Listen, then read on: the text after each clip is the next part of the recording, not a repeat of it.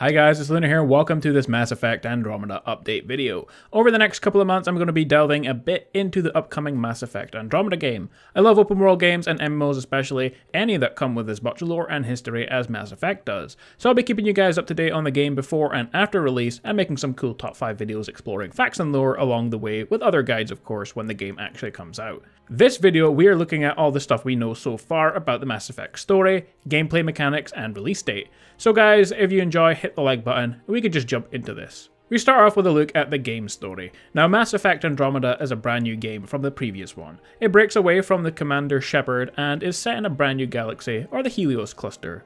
So essentially expect the same races as the previous game, just not any recognizable faces. The actual story of the fourth Mass Effect game will focus on the Andromeda Initiative. The Andromeda Initiative is a civilian, multi-species project created to send scientists, explorers, and colonists on a one-way trip to settle in the Andromeda Galaxy. The initiative's ultimate goal is to establish a permanent presence on the seemingly resource-rich frontier of Andromeda, and eventually create a reliable route between it and the Milky Way galaxy. So you play a character who pretty much early on becomes a Pathfinder, someone who is in charge of an Ark, which is a ship carrying thousands of people to new places in the Andromeda Galaxy, and without giving too much away, your ship doesn't arrive where it's intended. Pretty stereotypical space story, and I guess you guys have to find your way again through the galaxy, fighting as you go, finding resources and researching new technologies to help you. The game also has a new enemy called the Ket, a more humanoid species than the Reapers were from the previous game.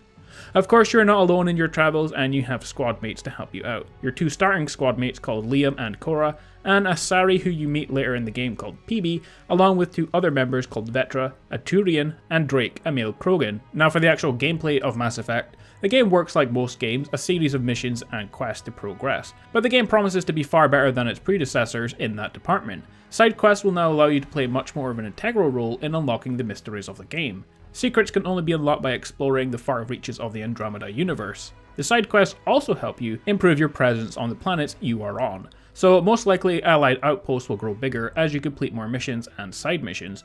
How that will affect the game is still unknown, but it's still a cool feature. The game also plans to bring back a cool thing from Mass Effect 2, which are loyalty missions. Essentially character development missions for your squad mates, so you can learn more about them. The missions are going to work so that they are optional and don't affect the main story if you want to miss them out, but they will also offer some cool rewards like more skills and abilities for teammates. Now the Mass Effect combat system is going to be pretty similar to any Mass Effect title you've come across, and will pretty much be straightforward to new players. The main difference from previous games though is the scrapping essentially of the limiting class system.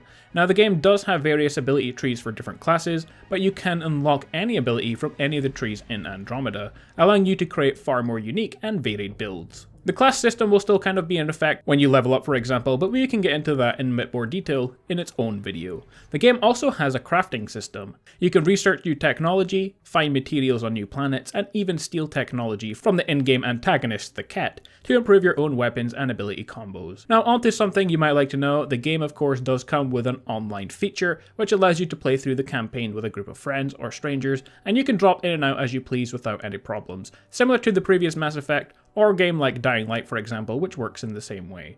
The multiplayer of course is optional and doesn't offer any extra benefits in terms of story or gameplay elements. You can however unlock online rewards which you can use on single player, but what those rewards are yet, we still don't know.